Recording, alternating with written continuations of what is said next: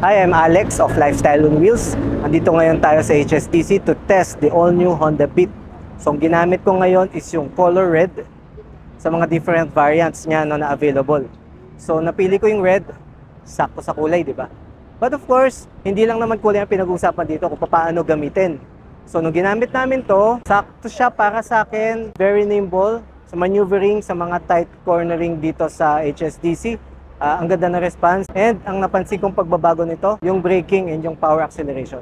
Mas naramdaman ngayon yung power niya sa acceleration and ang ganda ng paghinto. Lalo na yung front brakes niya, ramdam na ramdam yung stopping power. So kanina na-try ko rin, no? Nag-cast din ako using naman another color variant which is the white. So walang pinagkaiba sa pagka may angkas ka. Ang ganda ng acceleration, ang ganda pa rin ng stopping power, and of course sa tight turns dito sa HSTC, ang ganda pa rin ng response. Since meron ditong facilities na mapag-aaralan mo at na-experience mo yung tamang turns and braking and acceleration, dito marami tayong matututunan sa tamang safety riding practices. Kaya sa HSTC, enroll na tayo.